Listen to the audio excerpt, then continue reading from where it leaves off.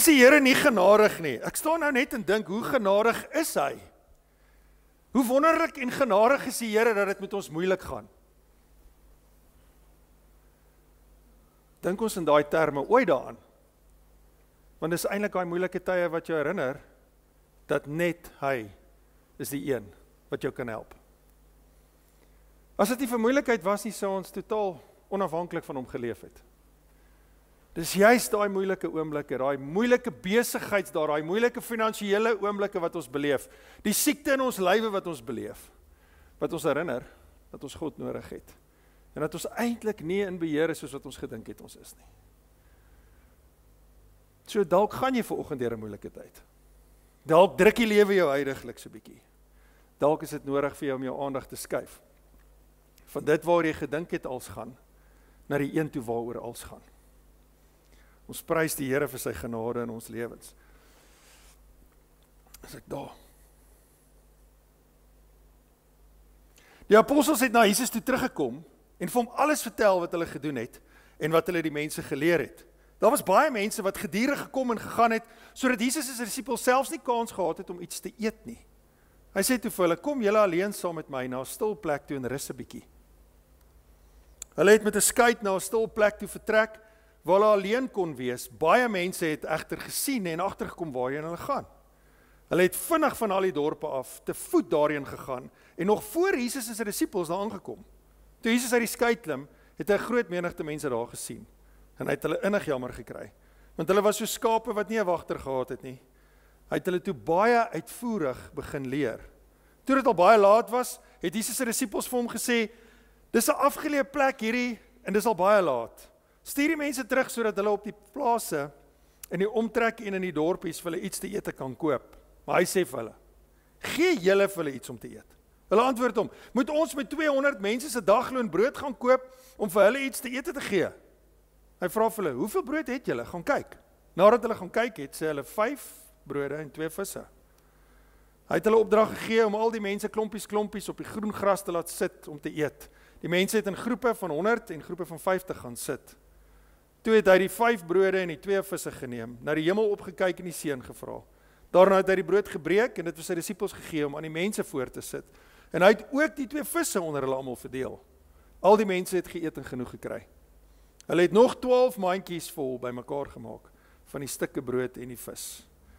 Van die wat van die brood geëet het, was net die mans 5000. Ons is in 'n reeks wat ek getitel het Jesus stories. Vandag is ons al in deel 23. As jy dit gemis het van die voriges, dan is dit op ons YouTube kanaal. Jy is welkom om te gaan kyk. Subscribe sommer terwyl jy daar is. Ek glo dit gaan vir jou baie beteken, soos dit vir baie van ons wat nou al die reeks volg, baie beteken. En ons praat spesifiek oor Jesus, oor wat hy gesê het en oor wat hy gedoen het. 'n Kerk gaan oor God. Kerk gaan nie oor jou nie. Kerk is nie daar om jou te dien nie. Kerk is daar om ons te help in die proses om God te dien. En dis waar kerk gaan. Alle kerke se visie moet wees om mense aan Jesus voor te stel, sodat hulle hom sal begin volg, sodat hulle sal ontdek dat hy is waaroor die lewe gaan. Dis die visie van Kruispad, om mense aan Jesus voor te stel, dat hulle hom sal leer ken.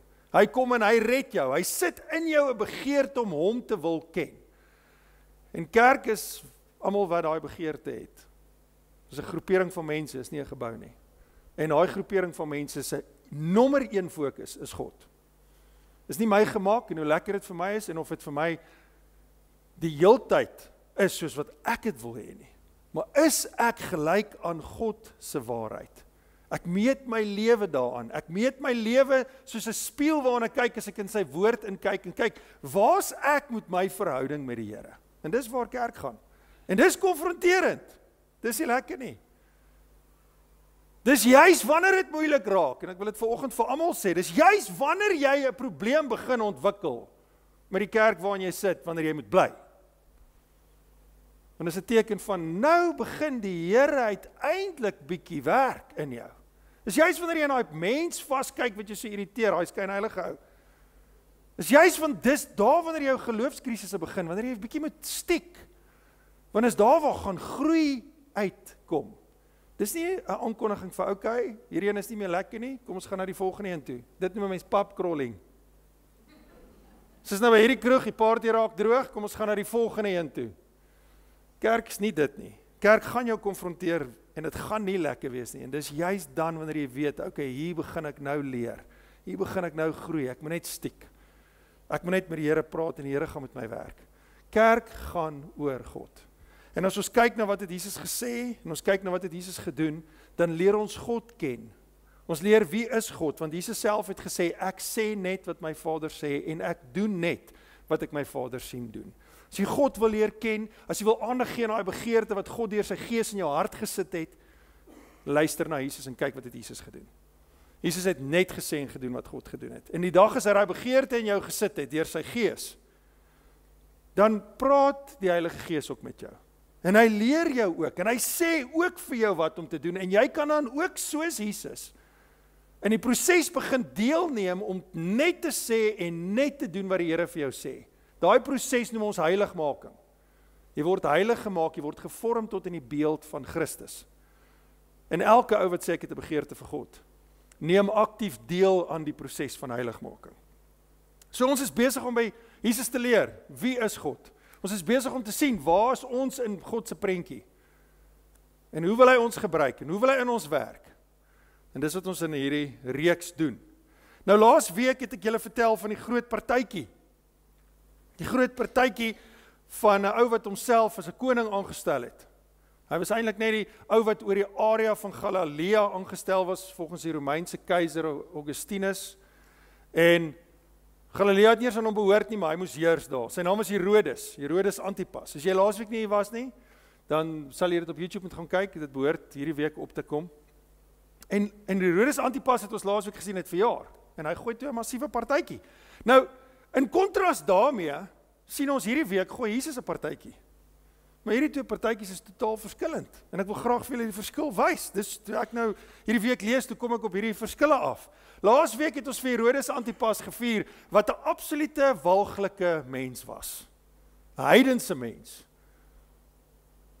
Hierdie week gooi Jesus 'n partytjie en die fokus dui als op die goedheid van wie God is. Laas week het Herodes Antipas net die mense wat die hoë lui was, al die belangrike mense, al die gesogte mense, al die geleerde mense genooi na sy partytjie toe. Jy moes by die high society gewees het om hier te kom. Jy moes 'n VIP gewees het om hierdie partytjie by te woon. En vandag se partytjie sien ons dan dit almal wat behoeftig is welkom om by te woon. Ja, daar was baie mense. Soos ek nou net vir julle gelees het, die mans alleen was 5000. As elkeen 'n vrou gehad het, was daar 10.000 mense en as elkeen 'n kind gehad het, was daar 15.000 mense. En daai het hulle nie net 3 kinders gehad soos vandag nie. So daar was 10 en hulle sê daar kon tot 25.000 mense gewees het. So almal wat behoeftig was welkom by Jesus. Die vermaak by Herodes se partytjie was 'n erotiese danser en was sy nie briljant nie, soos ons laasweek gesien het. Sy kon enigiets kies wat sy wou hê. Jesus het nie vermaak gegee nie. Jesus het lering gegee en Jesus het hulle siekes gesond gemaak. Want die mense het behoefte gehad. Die laasweek se partytjie het ons gesien, die hoogtepunt was die dood van God se profeet, se kop afgekap, binne in 'n skottel, ingedra, en almal het gesê, wow, woo, great partytjie. En Jesus se partytjie eindig ons met 'n oorvloed van lewe, 'n oorvloed van kos, 'n oorvloed van genesing, 'n oorvloed van perspektief en rigting. En ons almal kan wegstap, gevul met God se voorsiening. Dis wat gebeur as Jesus 'n partytjie hou.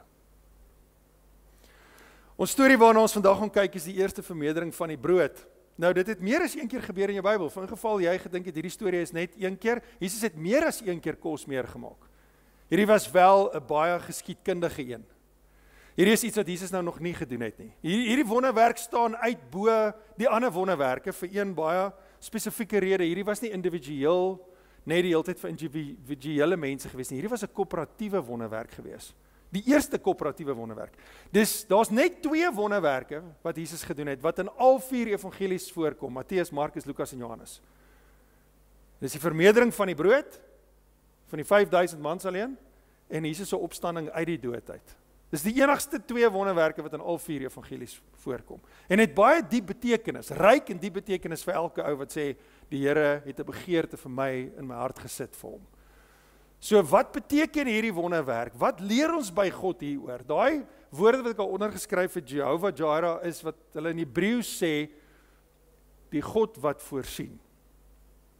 En hierdie prentjie van hierdie wonderwerk is, as jy moet terugstaan en sê, wat is die boodskap van hierdie wonderwerk wat Jesus hierso vir ons gee is? Hy voorsien. En hy voorsien op elke vlak waar ek en jy voorsiening nodig het. Hy is die God wat voorsien. Jehovah Jireh. So kom ons spring weg. Nou, voor ek wegspring, dat ek net dit ook sê. Ek het gegaan na Johannes, Matteus, Markus, Lukas en Johannes, en ek het al 4 die stories op al 4 evangelies gaan deurlees, en ek het hulle gecombine. So, jy gaan nou Markus en Lukas en Johannes, alles die mekaar sien, maar ek wil al die detail van die hele storie vir julle wys vanoggend en wat ons daaruit leer.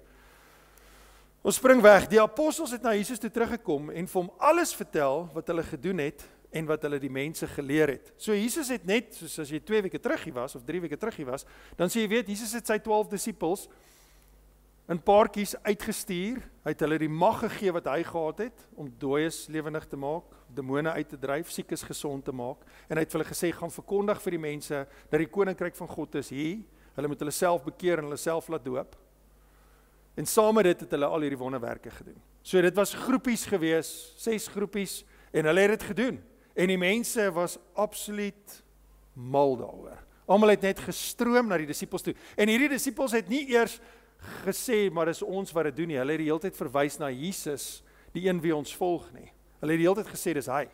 So almal wou nog vir Jesus ook ontmoet het. So daar was skares mense gewees. So, soos ek gesê het daai week, Jesus, ons begin by 'n disipel, die woordjie disipel beteken volgeling, en apostel beteken gestuurde een. Party mense dink is dieselfde ding, is nie dieselfde ding nie, is 2 verskillende goed. En hy het jou nog nooit net geroep om 'n disipel te wees nie. Dit is altyd lekker om by Jesus te wees. Dit kos altyd 'n prys om 'n gestuurde een te wees. So hier kom hierdie gestuurders terug na Jesus toe. Hulle gee vir hom terugvoer. Hulle het al hierdie wonderwerke gedoen. Die mense staan hulle toe.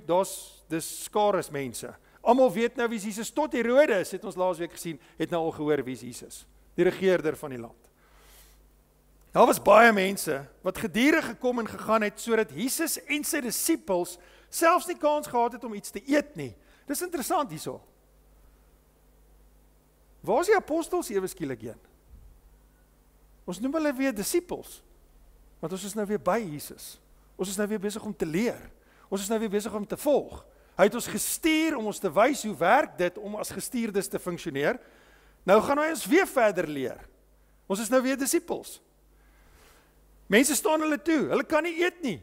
Ons is honger, ons is weg, ons is ver, ons het geloop waar ons wou wees. Ons het nie lekker geëerkonde karre in Kentucky takeaways langs die pad gehad nie.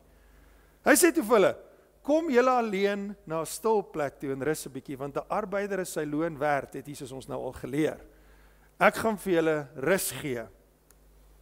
Hulle het met 'n skuit na 'n stil plek toe vertrek waar hulle alleen kon wees, want dis die beste plek om alleen te wees. Niemand kan op water geloop het behalwe Jesus nie. So ons kan alleen wees. En dan lees ons in Lukas, hy het hulle saamgeneem in die rigting van die dorp Betsaida. Nou om die meer van Galilea was daar 3 dorpies gewees, en Betsaida was 'n baie klein enetjie gewees. Vandag is daar geen meer bewyse dat daai dorpie ooit daar was nie. Maar net so langs hierdie klein dorpie was daar 'n koppie gewees, wat stil en afgeleë was, daar het nie baie mense gekom nie, daar was nie regtig baie voetverkeer nie, en dis waartoe Jesus toe hulle nou op pad was. Baie mense het hulle egter gesien en agtergekom waarheen hulle gaan. So hier staan die ouens op die oewer, hulle is daar tussen Jesus se disippels, soveel so dat hulle nie eers 'n stukkie brood in hulle mond kan druk om te eet nie. Almal hoor wat sê hulle. Jesus sê vir hulle, kom ons waai. Hulle het nie dit gehoor toe Jesus het sê, ons gaan 'n bietjie na 'n stil plek toe, ons kom weg van die mense af. Nou staan die mense daar langs die water en kyk. Die mense is behoeftig, die mense is honger. Ons wil meer van hierdie hê wat ons nou so pas by die apostels beleef het. Waartoe dink julle is hulle op pad? Kom ons gaan ook soontoe. En hier ry hulle op die kant van die meer, see van Galilea, wat eintlik 'n varswatermeer is vandag. Ry hulle af met hulle boot en hierdie ouens sit een en een by mekaar. Hulle sê, ek dink, ek weet, want toe gaan hulle wil alleen wees. Nou dink hulle, en waar langs hierdie see, waar langs hierdie plek, is dit nogal stil? Is daar nie vreeslik mense nie? Hulle het vinnig van al die dorpe af te voet daarin gegaan, en nog voor Jesus se disippels daar aangekom. Net die leidrade gevolg. Hardloop al die pad tot daar. Kry 'n hele skare. Toe Jesus uit die skei klim, het 'n groot menigte mense daar gesien. En hy het hulle innig jammer gekry. Jesus hulle is moeg. Jesus sy disippels is moeg. Hulle wil eet, hulle wil net stil wees, hulle wil net rus. Jesus is nie hierso kwaad nie. Hy is nie frustreerd of geïrriteerd nie. Hy voel jammer. Hy kyk na hierdie groepering mense wat in 'n stikkende wêreld bly, wat besig is om hulle te boelie. Hy kyk na hierdie mense wat nie weet waaroor gaan die lewe en wat is die doel van hulle lewe nie. Hulle ly onder 'n Romeinse regering en hy voel jammer vir hulle. Want hulle was so skape wat nie 'n wagter het nie. En nou, ek weet nie of jy al ooit die moeite gedoen het om uit te vind of 'n skaap alleen kan leef nie. Maar ek het hierdie week dit bietjie nagevors. Jy sal nie 'n skaap enige plek in die veld kry nie, behalwe op 'n boer se plaas in die veld. Maar jy gaan nie een in die wildtuin kry nie. Jy kan hom maar soek. Jy sal nie daar een kry nie. Jy gaan nie iewers waar 'n skaap nie aan iemand behoort 'n skaap kry nie. Want 'n skaap kan nie na homself kyk nie. Inteendeel as sy wol nie geskeur raak nie, raak hy so swaar dat hy naderhand eers mee kan loop nie. 'n Skaap moet gelei word om te wys waar om te drink. U vat my na waters waar rus is. Dawid het dit geweet. 'n Skaap moet gelei word na weivelde. U vat my na weivelde toe, het Dawid geglo. Want hy is my bron. 'n Skaap gaan dood sonder iemand wat hom help. Hy het geen rigting nie, hy het geen perspektief nie. Hy weet nie eers wat om te doen nie. En dis baie dieselfde in die omstandighede waarin ons vandag in die wêreld sit. Ek sien dit oor en oor en oor en oor, dat mense wonder, hoekom is ek hier? Wat wil die Here hê moet ek doen? Wat is God se wil vir my lewe? Dis alles 'n bewys daarvan dat ons eintlik 'n herder nodig het. God het ons geskaap om afhanklik van hom te wees, maar ons hele samelewing is gerad om onafhanklik te funksioneer en op my eie twee voete te staan. En Jesus kyk en hy kry jou innig jammer, as dit is waar jy leef. Want hierdie lewe gaan vir jou wys dat jy nie soveel beheer het nie, en dat jy glad nie so in beheer kan wees nie. Hy het hulle innig jammer gekry, en hy het hulle toe baie uitvoerig begin leer. Wat het hy hulle geleer? Ons lees in Lukas. Hy het hulle verwelkom. Kom ouens, julle is welkom. Julle is almal welkom by hierdie partytjie wat ek gooi. En hy het met hulle gepraat oor die koninkryk van God. Met ander woorde, hy het hulle perspektief gegee. Die lewe gaan nie oor jou koninkryk nie. Die lewe gaan oor die koninkryk wat God aarde toe gebring het. En hy het jou geskaap om binne in sy koninkryk hom te verheerlik en vir hom te leef. Met ander woorde, hy het vir hulle doelgerigtheid gegee. Hy het vir hulle perspektief gegee. Hy het gesê, bekeer jou. Draai weg van jou lewe af. Bely jou sonde en draai na God toe, die een wat vir jou lewe betekenis gee. Hy was vir hulle herder gewees, en hy is 'n goeie herder. En die wat genesing nodig gehad het, het hy gesond gemaak. Kyk hoe voorsien hy perspektief. Hy voorsien rigting. Hy voorsien genesing vir jou fisiese lyf. Ten spyte van hierdie stukkende wêreld waarin ons bly. Toe die son begin sak, kom die 12 na hom toe en sê, stuur die mense wat weg, dat hulle by die dorp en die plaas en die omtrek slaapplek en kos kan gaan soek, want ons is hier op 'n verlate plek. Hulle was nie in Betsaida nie, hulle was 'n entjie uit die dorpie uit, maar dit was 'n hele entjie. En nou begin die son sak. Hierdie mense is almal te voet daar. Maar hy sê vir hulle, gee julle vir hulle iets om te eet. Gee. Nou Johannes, ek kon nie die hele gedeelte van Johannes hier insit nie, dit ons sou net te lank besig gewees het. Jesus het geweet hy gaan hierdie doen. En hy het presies geweet hoe gaan hy dit doen. In Johannes lees ons dit. En hy gaan toe na een van sy disippels toe, Filippus, en hy sê vir Filippus, waar gaan ons vir al hierdie mense brood koop? En Filippus antwoord toe vir Jesus en hy sê, moet ons met 200 mense se dagloon brood gaan koop om vir hulle iets te ete te gee? Elkeen gaan net 'n stukkie kry. Jesus, waar gaan ons soveel geld kry? Gaan ons dit moet doen? Hoe gaan ons dit regkry? Nou moet jy weet, Jesus se disippels het sopas teruggekom van 'n veldtog af, waar hulle hande op siekes gelê het en hulle het gesond geword, hulle het dooies opgewek, hulle het demone uitgedryf uit mense uit. En hier kom Jesus en hy sê, doen julle dit? Jy is in staat om dit te doen, deur my te vertrou. Hulle vertrou klaar nie vir Jesus nie. Nadat hulle daai wonderwerke gedoen het. Ek en jy kom in hierdie versoeking, wanneer my lewe te uitgesorteer raak, en dan begin goed weer, lyk asof het uit mekaar uitval, dan begin ons dink, o, krisis, wat gaan nou weer hier aan? Dit raak so oorweldigend, ek raak skoon angstig. Ek weet nie hoe gaan ek hier deurkom nie. Hierdie gaan my breek. Waar is jou vertroue in die Here? Jesus het presies geweet wat hy gedoen en hy het dit gesê vir Filippus om hom te toets, sê Johannes. En dan lyk dit asof dit beter gaan. Jesus vra vir hulle, hoeveel brood het julle? Nee, ons het niks, maar ook gaan kyk dan. Dit is asof Andreas nou terugkom met 'n beter antwoord, maar het hy. Andreas was Petrus se boetie. Andreas sê toe, ek het gaan soek, ons het 'n klein laaitjie gekry. Hier's 'n seentjie met 5 garsbrode en 2 visse. En dan, maar wat is dit vir so baie mense? Ek is totaal ongelowig hierso, en ek is 'n apostel gewees. Doen ons nie dieselfde met die Here nie? 5 garsbrode, hier's nogal 'n interessantheid, net so 'n bietjie vir geskiedenis. Garsbrode was wat ons vandag in Engels noem barley. Dis, hulle het dit geoes, dis soos 'n tipe van 'n gras, en dan het hulle dit in meel verander, en dan het hulle brood daarvan gemaak. Dit was die goedkoopste brood wat jy kon koop in daai tyd. En dan, hier was 'n ma wat op haar voete gedink het. Maar, ek wil vir Jesus gaan luister, voor jy gaan, vat 'n kosblik. Maar wat 'n ma gee vir haar laaitjie 5 brode, hierdie ou moes groot gewees het. Dis baie keer wat ons dink, nee, 5 brode en 2 visse, maar hier's 'n prentjie van hoe dit min of meer gelyk het. As hulle praat van garsbrode, hulle het nie 'n brood gemaak met suurdeeg soos ons dit vandag doen nie. Dit was 'n platgedrukte salty crack. Hy was dalk net bietjie sagter as 'n salty crack. En dit was seker 5 koekierige goed, en dan het jy nou die vis daar, die visies was nie eers so groot 10-1 nie. Dit was kleiner. Die vis hier daar opgesit vir geer en dis wat jy geëet het. En dit was genoeg vir 'n kind se lunch. Dit was nie genoeg vir 'n man nie. Wat beteken dit moes verdubbel gewees het om vir 'n man genoeg kos te wees? Andreas kom by Jesus. Ek het 'n idee, kom ons vat die kind se kos.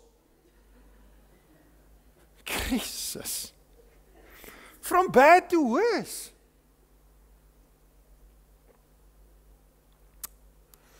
Hy het hulle almal opdrag gegee om al die mense klompies op die groen gras te laat sit om te eet. Jesus het gesê, laat die mense in groepe van sowat 50 gaan sit om te eet. So hierdie was 'n strategiese beweging. Wat beteken hierdie groepies van 150, 100 mense of 50 mense wat hy so in groepies? Daar's nie 'n vreeslike geestelike, teologiese verduideliking vir dit, behalwe vir die feit dat Jesus struktuur gebring het, dat hy struktuur voorsien het waar binne hierdie kos kan uitgedeel word. Kan jy jouself indink, daar's 10,000 mense, kom ons vat die minimum wat daar kon gewees het. 10,000 mense en almal moet kos kry en almal staan net in een groot groep en ons moet sorg dat almal kos kry. Begin net uitdeel. Dit sou nooit gewerk het nie. Dis hoekom Jesus gesê het, maak groepe. Dat ons by almal van hulle uitkom, dat ons na elke groep toe kan stap soos 'n sistematiese stelsel om uit te vind of elke ou geëet het. Sit hulle neer. Dan lees ons in Johannes, daarna het Jesus die brood geneem en God daarvoor gedank. Jesus is besig om vir ons te wys hoe dit werk. Dat alle goeie gawes kom uit die hand van die Here uit. Jou geld wat jy vandag besit, is nie omdat jy so hard daarvoor gewerk het nie. Dis omdat die Here jou geseën het met asem in jou longe en 'n lyf wat kan werk en 'n brein wat kan dink. En sy genade was oor jou, sodat jy selfs daarvoor kon geld verdien. Dit kom uit sy hand uit. Hy voorsien dit. Jy het tyd vandag waar volgens jy leef. God laat dit toe. En hy laat dit op die geregtiges en die ongeregtiges toe. Dis sy algehele genade. Hy laat dit reën oor geregtig en ongeregtig. Elkeen van ons het daai voorreg. Alles kom uit sy hand uit. Daar's mense wat dink hulle kry dit vir hulle self en dit behoort aan hulle. Dis die definisie van gierigheid en hoogmoed en arrogansie. En dan is daar die mense wat besef dat alles wat ek is vandag is God. Jesus staan met dit wat God gemaak het. Balie en vis, wat skepping is van God. En sê, Here, dankie vir wat U vir ons gee. Dis 'n voorbeeld vir ons almal. Ek hoop regtig jy sê dankie elke keer. Word elke dag voordat jy eet herinner dat alles wat jy op jou tafel het kom van die Here af. En ek hoop jy sê vir hom dankie.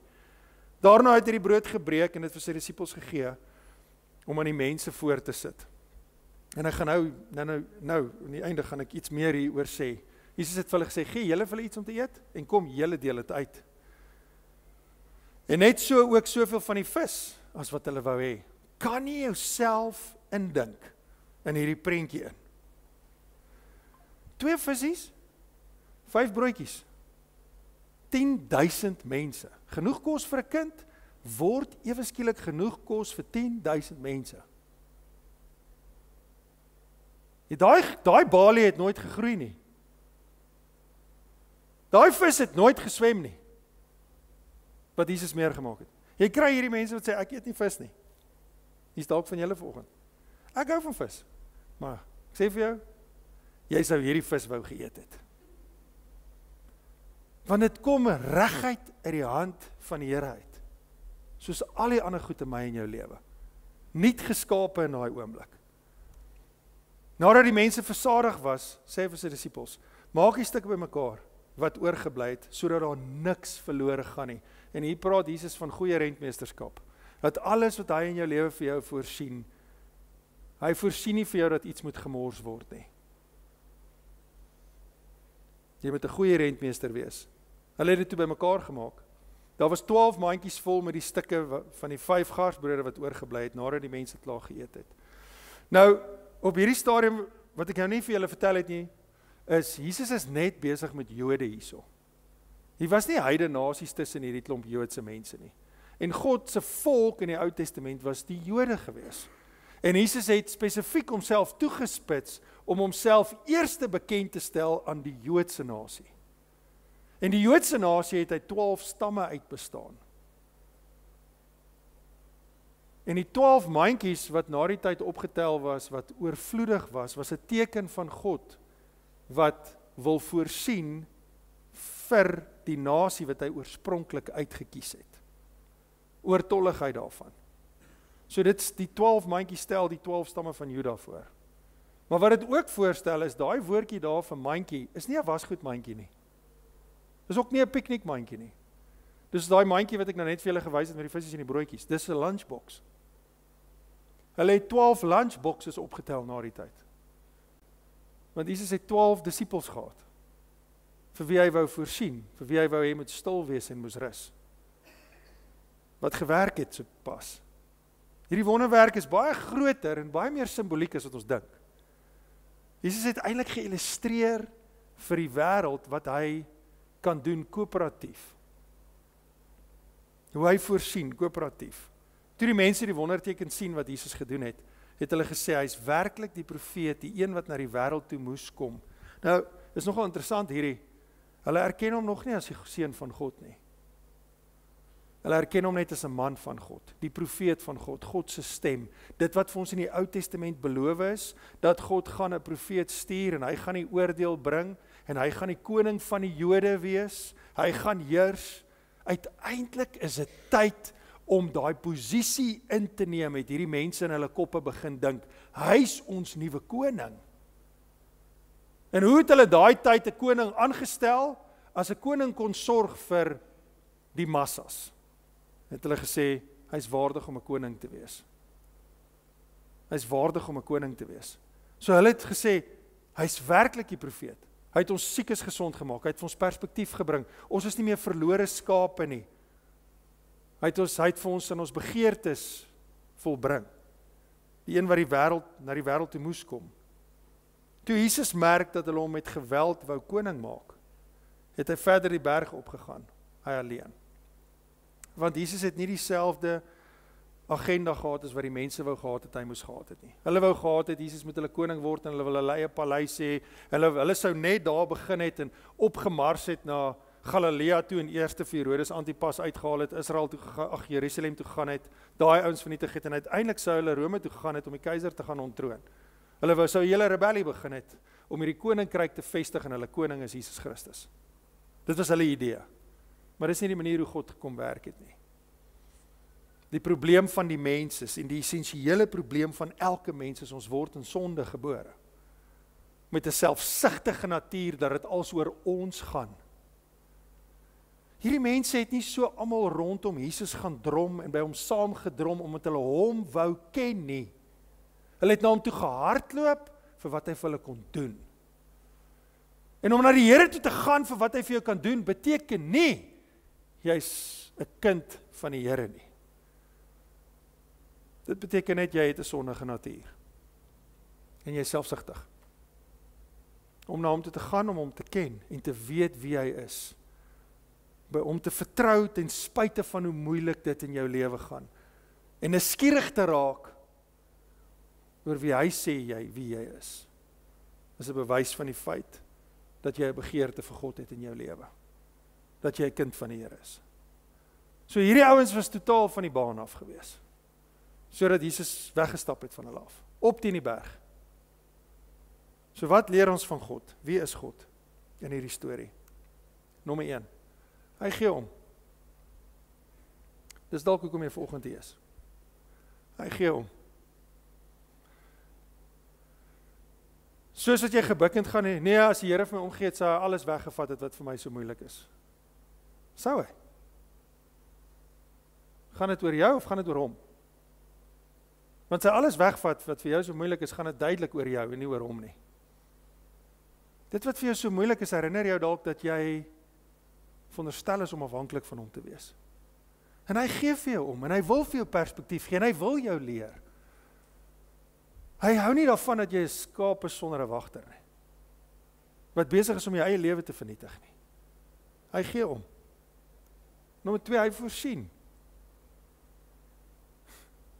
Hy voorsien alles waarmee jy vandag hier sit. Die feit dat jy in 'n kar hiernatoe kon ry saam met die mense, saam met wie jy hiernatoe gery, die klere wat jy aan het, die krag wat ons het, so nou en dan. Dit is nie eens vir load shedding nie. Alles wat jy het, jou inkomste, jou energie, jou tyd, jou gawes, jou talente, alles kom van die Here af. En behalwe dit sal hy jou nog in die middel van jou moeilikheid ook dra. En gaan hy nog ook vir jou perspektief gee, en hy gaan jou nog ook uithelp. Want hy is Jehovah Jireh, die een wat voorsien. Altyd voorsien. Soos wat hy dit hier gedoen het. Ons kan hom maar vertrou. Soos wat hy vir sy disippels gesê het. Hy gaan julle toets, en hy gaan jou geloof toets. Want hy toets ons geloof. As jy jou Bybel vat en jy lees jou Nuwe Testament, so jy sien, hy hou aan. Hy hou nie op om jou te toets nie. Sy halfbroer Jakobus het dit geskryf, wanneer allerhande beproewinge in jou pad langs kom, wees bly, want jy weet, hy's besig om jou geloof te toets. Hoe reageer jy in jou lewe wanneer die goed begin moeilik raak en die wiele begin afval? Is vir jou die grootste bewys vir jou, hoe sterk is my geloof en waar is my vertroue in die Here? Dis eintlik veronderstel om my en jou by 'n plek te bring en te sê, Here, dalk moet ek meer nuuskierig raak oor hier, want ek kom agter die angs is te veel in my. Dalk het ek meer tyd in gebed nodig, want ek sukkel om te slaap. Dalk het ek meer van U nodig. Ons kan hom maar vertrou. Hy gebruik wat jy het. Dalk het van julle my storie al gehoor oor hierdie. Maar ek het geweet ek moet voltydse bediening wees van start 6 af. Sorry, ek werk nog in standaard, graad 8, nee? Het ek geweet ek gaan voltydse bediening wees. En ek het ander draaie gaan stap na skool, eers ingenieurswese gaan doen en 'n hele ander pad gestap en in die IT bedryf gaan werk. En uiteindelik het ek besluit op 23, nou gaan ek doen wat die Here gesê het ek moet doen. Ek gaan nie 80 jaar oud word en nooit doen wat die Here gesê het ek moet doen nie. En ek het gaan swat. Volle vertroue dat hy my sal help om hierdeur te kom. Voltyds in bediening ingegaan. 8 jaar in bediening, toe werk niks uit nie. Alles duik net in die hek vas. Alles is net konflik, niks werk uit nie. En Hannes moes sy arrogante troon verlaat, wat gedink het hy is God se gawe vir die mensdom. En my lewe eindig, waar ek sit met 'n vrou en 2 kinders, nie ek of sy het 'n inkomste nie. En ek lê Desember maand by my ma in haar huis, en hou vakansie, want sy betaal.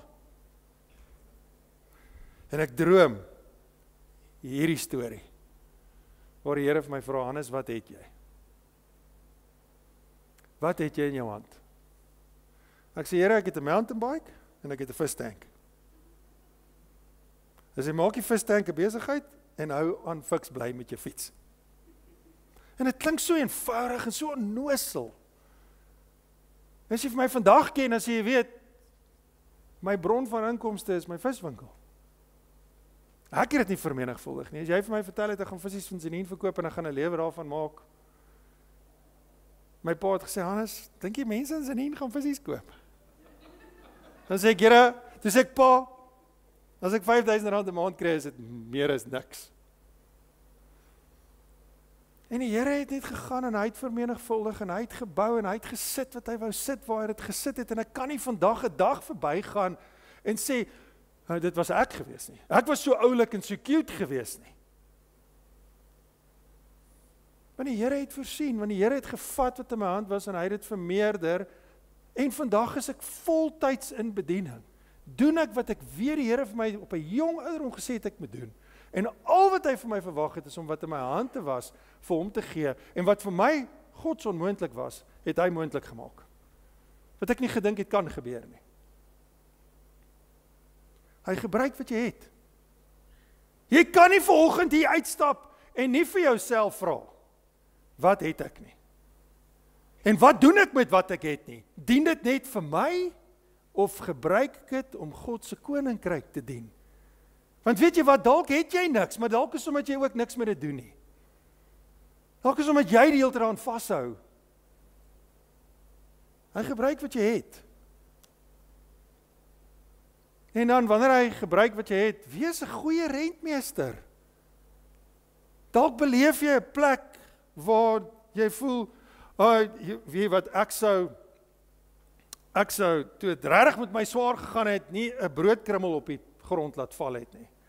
Nou gaan dit so goed, daar val die hele tyd broodkrummels op die grond. Ek konsentreer nie meer op die klein goedjies in my lewe nie, want ek's nou groot, en ek's nou oulik, en ek kry dit nou reg. God sal nooit voorsien dat dit moet gemors word nie. Hy vertrou jou, hy sit dit in jou om 'n goeie rentmeester te wees, om 'n goeie voorbeeld te wees van wie hy is. En jy is nodig om daai te kanaliseer, nodig om dit te gebruik vir sy koninkryk. Niks mag verlore gaan nie, want God se heerlikheid is op die spel. Laastens wil ek sê, soek hom. Soek die Here. Moet hom nie soek vir wat hy vir jou kan gee nie. Soek hom vir wie hy is. Leer sy karakter ken, leer hom ken, leer hoe werk sy liefde, leer by hom wat is waar, en laat hom toe om jou manier van dink uit te daag. Kry jou lewe uitgesorteer, bely die twak waarmee jy besig is, en kom in lyn met wat God sê hoe jy veronderstel is om te leef. Ek wil vanoggend vir jou sê, al het jy nie in jou hart 'n begeerte om God te ken nie, kan jy jou Bybel vat, en jy kan daai goed in jou lewe begin toepas. As 'n heiden, as 'n goddelose. En ek sê vandag vir jy gaan die vrug pluk. Want die koninkryk wat hy aarde toe gebring het vir ons om in te leef, is groter as ons. Dit sal vir ons 'n bewys wees. Hierdie mense het almal Jesus beleef. En hulle wou hom hulle koning maak. Hulle wou selfsugtig wees. Maar hulle het nog steeds God se voorsiening beleef. Toets hom. En kyk of hy nie vir jou sal gee nie. Of hy na jou sal kyk nie. En die Heilige Gees sal jou oortuig. Die Heilige Gees sal binne in jou begeerte wakker maak. Die Heilige Gees sal sorg dat jy weer gebore word en God begeer met alles in jou. Soek hom. As ons kyk na die breë prentjie van wat hier gebeur is. Jesus is eintlik besig om te sê, Ek is 'n goeie herder. Ek is die brood van die lewe. Wie na my toe kom, sal nooit dors kry en nooit honger word nie. Ek is die enigste bevrediging wat jy ooit in jou lewe volmaak sal beleef. Ek kan jou op tyd bevredig. Ek is die God wat voorsien. Ek is die een wat jou perspektief vir jou gee. Ek is die een wat jou leer wanneer jy nie weet wanneer is dit links of wanneer is dit regs nie. En dis wat ons leer in hierdie storie. Hy is Jehovah Jireh, die God wat voorsien. Kom ons bid saam. Sê ons Vader, ons loof U en ons prys U en ons gee al die eer vir wie U vir ons kom wees het op hierdie aarde. Here, soveel keer is ons uitdaging so baie dat dit ons aandag aftrek. Ons is al aandag afleibaar, Here. Vergewe ons. Help ons om terug te kom. Om regtig te weet dat dit gaan oor U. Here, mag al ons omstandighede en al die drukgoed in ons lewe ons herinner dat ons nodig het om nader te beweeg aan U. Om tyd te spandeer in gebed saam met U. Heilige Gees, kom gee ons oë wat kan sien hoe U vir ons voorsien en ore wat kan hoor wanneer U ons leer. Mag ons hande bereid wees om dit wat U daar binne ingesit het effektief aan te wend as goeie rentmeesters. Dankie, Here, dat U ons nooit los nie, dat U ons te lief het om ons te los, soos ons is. Dankie dat daar 'n pad is wat ons kan stap van geregtigheid, van waarheid.